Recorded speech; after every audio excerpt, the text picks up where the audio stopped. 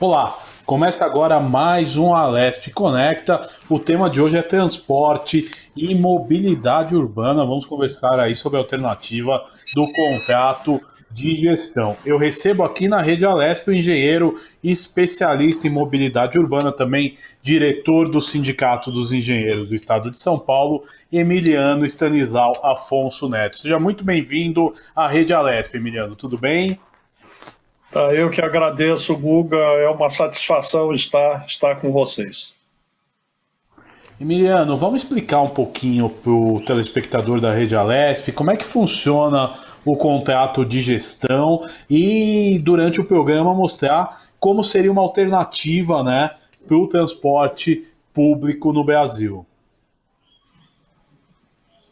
O contrato de gestão é um contrato entre o controlador e uma empresa, né? Então, no caso das empresas que são estatais, são mais ligadas ao governo, isso é comum, já tá no mundo desde os anos 80, funcionando muito bem. Tá? O que basicamente ele faz? Ele acaba deixando muito claros os compromissos que existem entre o próprio governo e a empresa, né? Então ele vai ter direitos, obrigações, responsabilidades, metas, indicadores de desempenho. E isso ajuda muito a ser um instrumento de comunicação com a sociedade. A sociedade fica clara o que ela espera daquele transporte e pode cobrar uma ação maior dos dois lados, né? Então, é basicamente isso. Isso iniciou, por exemplo, na Europa, Reino Unido, França, na década de 80. Isso você tem em vários locais, você tem em Beijing, você tem em Berlim, você tem em Madrid, você tem em Moscou, você tem em Istambul. Isso tá muito, muito difundido no mundo. E fica algo muito Agora, claro. Você diga, Agora é pois não. importante, né, dentro desse contexto, até para a gente situar o nosso telespectador, aqui no Brasil nós já temos exemplo, e aí eu já lhe peço também, por exemplo, tem as concessões, por exemplo, em São Paulo temos a linha 4 do metrô. Seria um exemplo de contrato de gestão ou é diferente, Emiliano? Ele é diferente. Por exemplo, você vai falar da linha 4, é uma linha operada, né, iniciativa privada, tá? E o que acontece? O que regra esse contrato da linha 4? Você tem um valor a ser pago por cada um dos passageiros, tá? Um valor a ser pago pelo governo por cada um dos passageiros que aquela linha ela levou, tá? E isso é reajustado todo ano, independente se o governo vai dar aumento ou não de tarifa, né? Então você tem regras claras para cobrar um pouquinho esse contrato de gestão, uma concessão privada, mas não é a mesma coisa.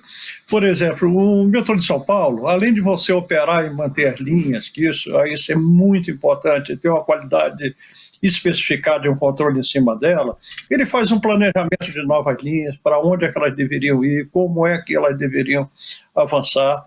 Ele avança também no acompanhamento da obra, na implantação disso. Ele pensa numa mobilidade como um todo, de vez em todo, a cada 10 anos nós fazemos uma pesquisa origem e destino. Então, a preocupação é maior, tá? A preocupação não é só o transportar as pessoas com qualidade. Além disso, você tem que dar um sistema que atenda às necessidades da cidade. Algo que ficou muito claro no mundo foi que em cidades maiores, o único jeito de você ter uma boa mobilidade é através do transporte coletivo, como um todo. As ruas, as cidades que tentaram melhorar a sua mobilidade fazendo umas ruas, avenidas, viram o problema piorar. E quem tentou melhorar a sua mobilidade investindo mais fortemente no transporte coletivo viu isso ir para outra direção. E se nós temos, agora, nós estamos tendo uma pandemia, essa pandemia está mexendo fortemente com a economia, nós temos que crescer, nós temos que gerar emprego, num país como o nosso, onde você tem o estado de São Paulo, com mais de 90% da população morando em cidades, se você quer gerar emprego, você tem que ter uma cidade eficiente. E essa cidade eficiente, ela ocorre se tiver uma boa mobilidade, senão ela não passa. E essa boa mobilidade, ela tem que ser exigida e controlada pelo governo e pela própria população. E o contrato de gestão ajuda nisso. Porque com essas regras claras, essas regras difundidas, se o governo tem uma política, por exemplo, de não aumentar a tarifa, tudo bem, não aumente a tarifa, mas mantenha a qualidade, tá? E exija a qualidade. Pague para uma empresa pública ou privada, se fizer, dentro de uma boa eficiência. Então você tem que ter parâmetros, você tem que ter indicadores, isso tem que ser muito transparente. O contrato de gestão faz com que isso ocorra, tá? Então, você faria no contrato de gestão uma remuneração em cima de indicadores de desempenho, você procura deixar muito claro esse equilíbrio econômico, visando a manutenção da qualidade do serviço. Você não pode piorar. Agora, por exemplo, você tem uma pandemia, essa pandemia está complicada, né? O metrô de São Paulo, ele perdeu, no princípio, 80% dos passageiros. Hoje aumentou, com essa pequena abertura que teve, já aumentou 50%, você está em torno de 70%. Agora, ele tem que operar, ele não pode parar. Então, vamos dizer, agora eu só tenho 80%, eu não vou operar mais, eu vou parar as minhas linhas. Você tem que dar mobilidade. E isso tem que depender do que faz. Nós somos até obrigados, né? O metrô de São Paulo é obrigado a manter um intervalo entre trens pequeno, ele está com um controle muito grande em termos de limpeza, ele mudou os seus procedimentos, pra você ter uma noção, ele é benchmark nisso no mundo, nos metrôs do mundo. E esse contrato ele vai continuar mantendo empresas públicas com uma autonomia um pouco restrita, mas essas metas e qualidades do serviço focados no usuário, eles permitem que nós, como sociedade civil, possamos controlar de uma maneira mais efetiva essas coisas, tá? Agora, Emiliano, é interessante, né, a gente analisar. Você tocou no tempo da pandemia, lógico, as pessoas em casa diminuiu, né, o movimento. E aí cabe, né, querendo ou não, ao Estado, né, manter a estrutura de funcionamento. Agora eu lhe pergunto, por exemplo, né, no caso da mobilidade, por exemplo, dos ônibus, né, onde recentemente o secretário municipal em São Paulo pediu demissão porque o prefeito de repente não queria os passageiros de pé no ônibus e ele achou inviável. Existe esse conflito, de repente, do empresário, lógico, querer o ônibus o mais cheio possível, e o setor público precisa manter esse ônibus aí numa qualidade, né, sanitária para a segurança da população. Como lidar com esse conflito, Emiliano? Eu acho que para você lidar, você tem que fiscalizar e você tem que acompanhar. Tá? Você está falando dos ônibus em São Paulo. Os ônibus em São Paulo, eles têm... Hoje, você pode ter um centro de controle dentro da SP Trans que tem uma noção onde está cada um dos ônibus. Né? Então, você pode programar o número de viagens, você pode programar, estimar como é que fica a densidade do pessoal desses ônibus. Tá? Agora, esse controle está sendo feito ou não está sendo feito, eu não sei. Tá? Ele precisa ser transparente.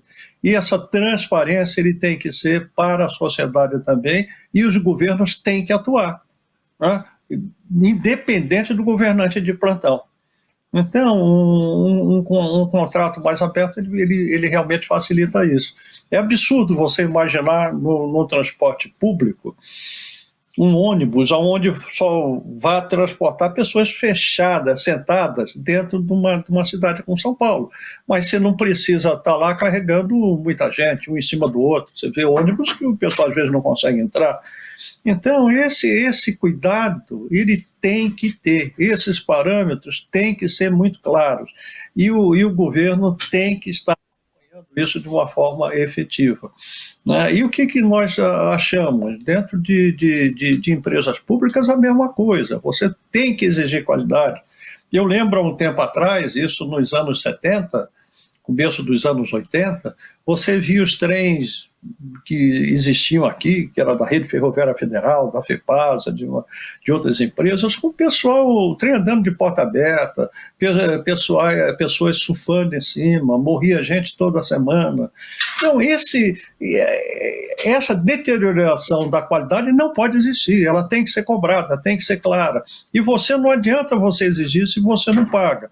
E depois você não pode pagar sem exigir um mínimo de qualidade. Então, esse equilíbrio, por exemplo, as empresas públicas, o metrô, não tem que ter medo nenhum de você exigir dele índices eficientes. E eu conhecendo o metrô como eu conheço, com certeza ele não vai ter medo disso. A própria CPTM melhorou muito. Ela está hoje, carrega, antes da pandemia, em torno de 3 milhões de passageiros dia.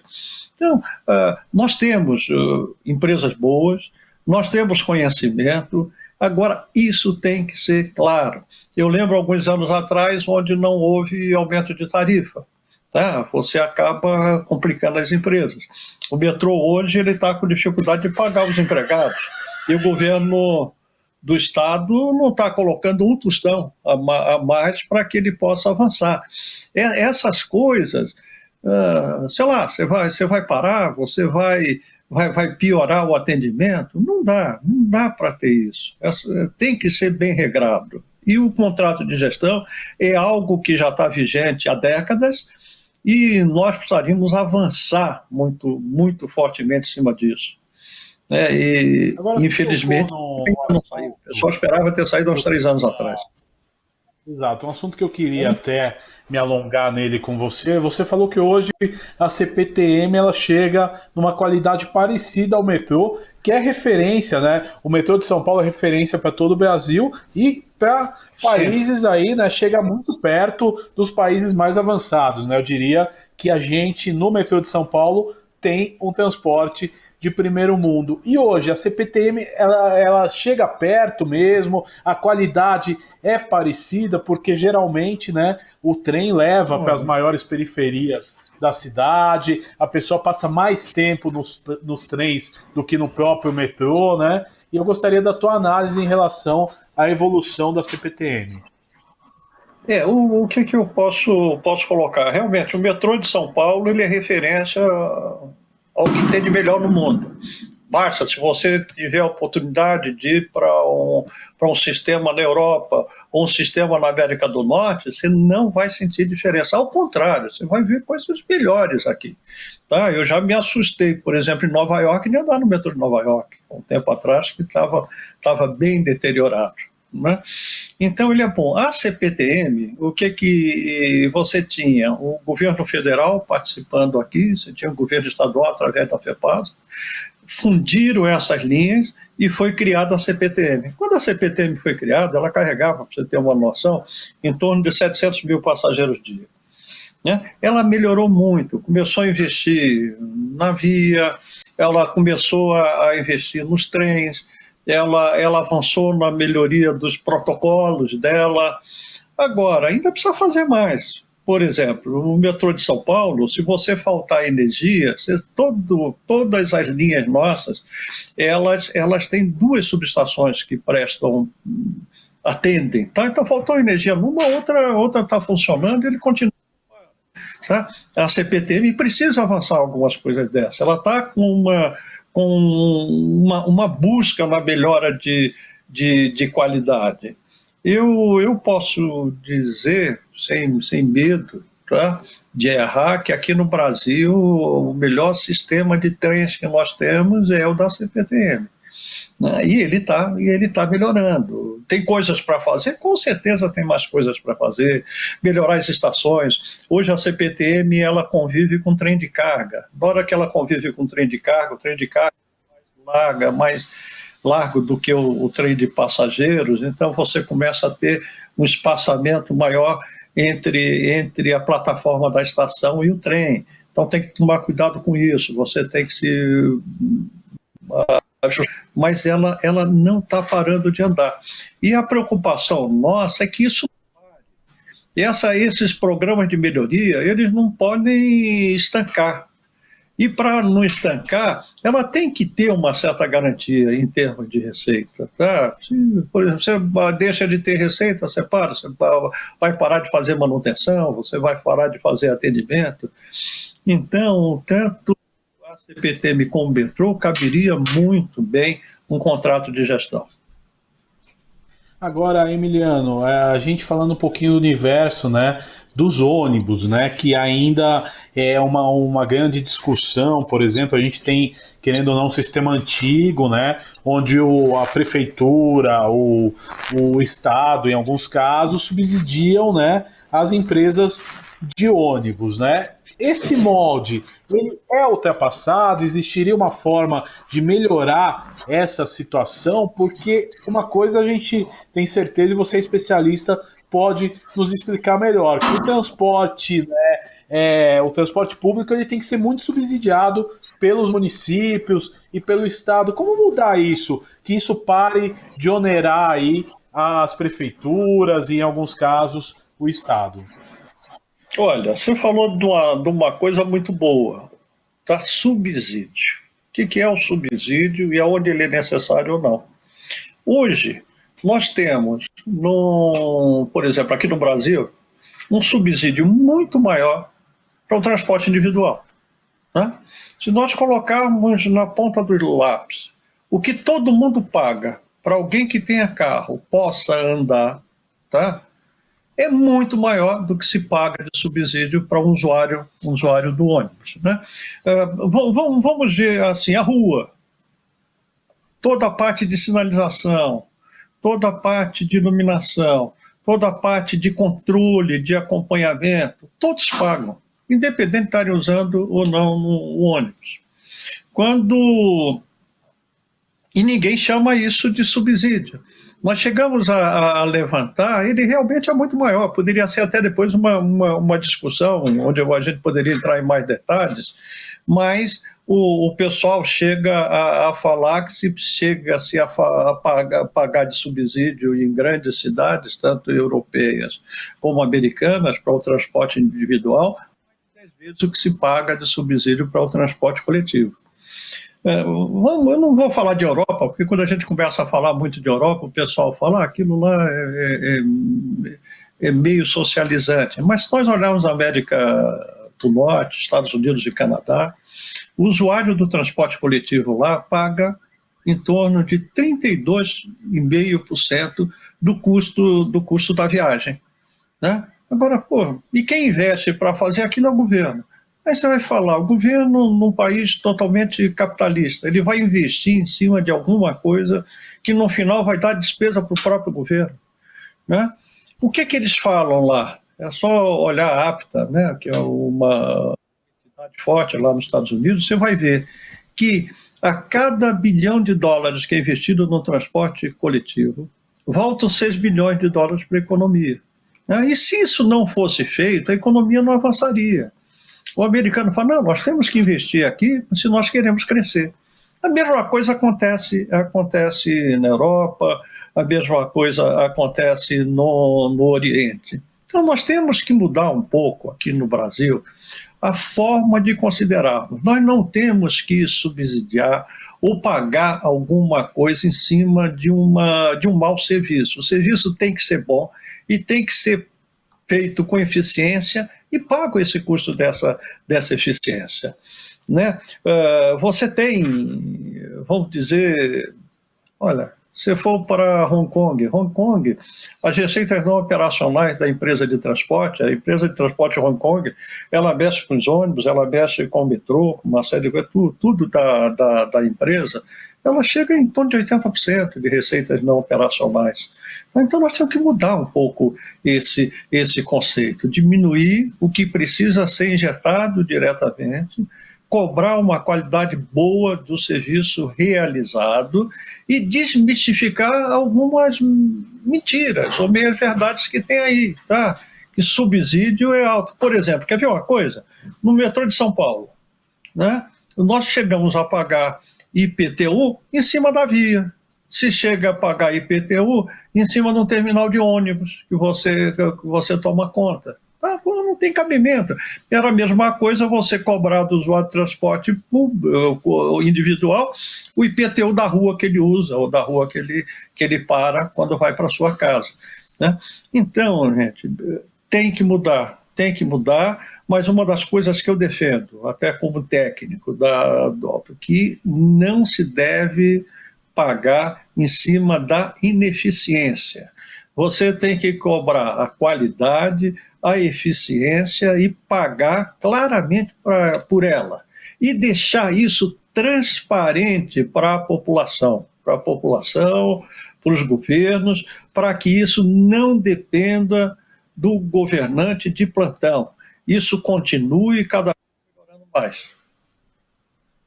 Agora, não sei se eu atendi. Não, atendeu a expectativa.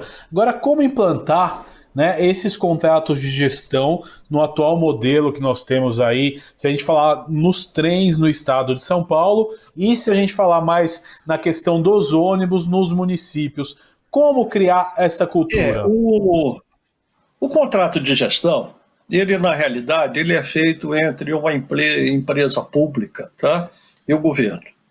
Então, quando você olha, boa parte dos ônibus aqui, eles são, vamos dizer, explorados por empresas privadas, então não caberia. O que caberia, no caso dos ônibus, é você ter um contrato muito claro e que você ligasse o pagamento não só aos passageiros, como também a frequência desses ônibus e a qualidade do serviço que eles prestam. Tá? No caso, em São Paulo, você tem serviços públicos. Tá? Então, nos serviços públicos, aí eu volto a colocar aqui, se fosse dar um primeiro passo, eu pensaria um pouquinho no metrô de São Paulo e quem sabe também na própria CPTM. Tá? Então, você sabe o que precisa, você tem noção do que precisa evoluir e melhorar. Tem que ter investimento público nessas melhorias, nessa ampliação das linhas. Isso não dá para ser investimento privado.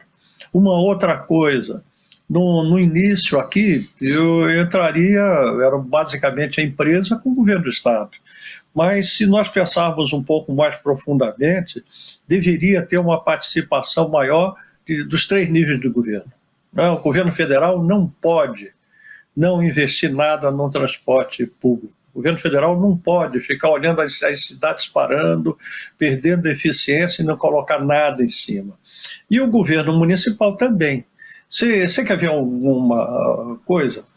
Por exemplo, quando você faz uma estação do metrô, isso já foi pacificado, o pessoal sabe que os imóveis próximos eles vão aumentar de valor, eles vão melhorar. Ou seja, isso acaba dando uma receita adicional ao município que ele acaba colocando um tostão na ampliação daquela linha. Ou seja, é o que o pessoal fala no mundo inteiro. Quando você pega uma região metropolitana, você precisa criar uma unidade de gestão única quando envolve serviço que pegue mais de um município. E, infelizmente, aqui no Brasil nós não temos. Isso está cheio de exemplos no mundo inteiro e nós precisaríamos estar evoluindo. E o governo federal, ele deveria, no mínimo, voltar para esses sistemas, que esses sistemas acabam gerando para os cofres do próprio governo federal. Né? Mas, olha, é uma briga longa que nós temos que avançar e dar os seus passos, mas mantendo o foco. Agora, Emiliano, eu gostaria também de abordar com você, nesse tempo de pandemia, né, querendo ou não, a forma mais segura de locomoção era o carro particular, né? Você sozinho no seu carro, dificilmente você transmite o vírus ou pega o vírus, né? Só que se a gente for analisar em termos de mobilidade urbana, isso é totalmente prejudicial, né? Porque você vai aumentar o trânsito, vai aumentar os poluentes, né? Então eu queria saber como a gente pode avançar numa época de crise dessas em outros tipos de mobilidade, como mobilidade a pé, as bicicletas.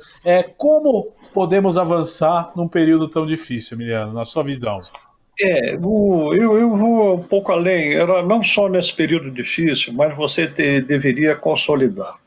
Então, primeiro ponto, na hora que você vai fazer uma nova linha de metrô, que é um transporte que atrai muita gente, nós deveríamos pensar na criação de novas centralidades. Na hora que você começa a criar essas novas centralidades, se aproxima o emprego da residência. Então, na hora que isso ocorre, a pessoa tem que se deslocar menos. Está muito pacificado fora, e para uma distância de até 3 quilômetros, 3, 4 quilômetros, o uso da bicicleta é uma coisa boa, né? Então nós deveríamos estar motivando o uso da bicicleta. Fazer ciclovias é importante, com certeza ela é importante. Junto das estações, por exemplo, de um corredor de ônibus, do metrô, da CPTM, nós deveríamos ter local para deixar essas bicicletas com segurança e no final do dia pegá-las de volta, tá? Se está vendo aqui em São Paulo divulgado o fato de você ter aquelas de bicicleta disponibilizadas, que você vai e usa um pouquinho, você desceu numa estação, você pega uma bicicleta, anda aqueles 500 metros, aquele 1 quilômetro a mais, e chega no local que você ia e deixa a bicicleta em outro canto, vem uma outra pessoa e pega. Tá? Isso, o futuro vai passar por aí, mas não vai acabar a necessidade de você pegar sistemas com capacidades maiores. Os locais onde isso tem muito avançado no mundo, e não são poucos, você continuou precisando ter um sistema coletivo eficiente. O que deveria estar acabando também isso é a duplicidade. Por exemplo, você vê alguns locais, você tem uma linha de metrô e o ônibus passando por cima. Por que isso? Tá? Por que não tirar?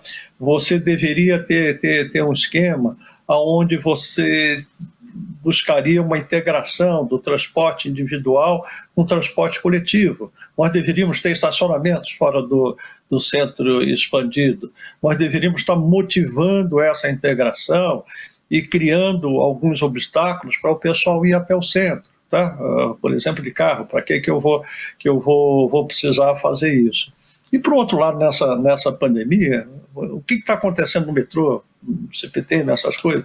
Um cuidado muito maior com a limpeza, com o afastamento entre as pessoas, e buscando, vamos dizer, conviver com algo que é importante, é necessário, não dá para você fugir dele, e buscando a preservação da saúde da população. O carro como solução sozinho não existe. Isso foi mostrado, por exemplo, um trabalho feito pela UITP, União Internacional do Transporte Público, na virada do milênio.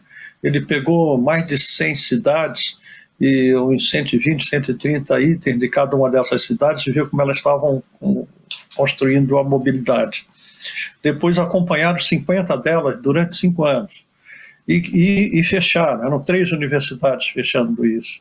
E viram que, por exemplo, o carro ele se comporta como um gás.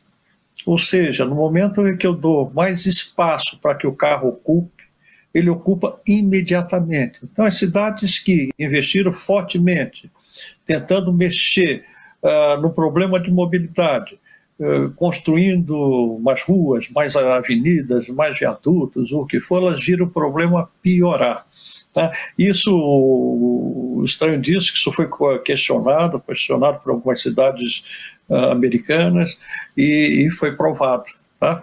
Mudou a forma, por exemplo, do americano. O americano hoje está no transporte público. O transporte público, a mobilidade a pé, a mobilidade de bicicleta é importante.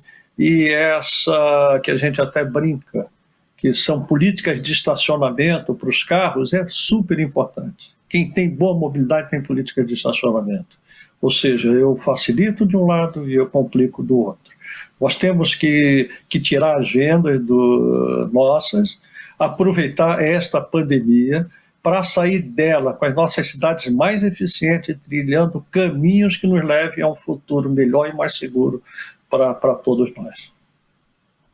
Emiliano, eu queria agradecer a sua participação nesse Alesp Conecta de hoje. Passou muito rápido, é um tema muito interessante a ser desenvolvido. Eu convido para em outras oportunidades a gente poder mais aprofundar esse tema. Um grande abraço, muito obrigado, viu?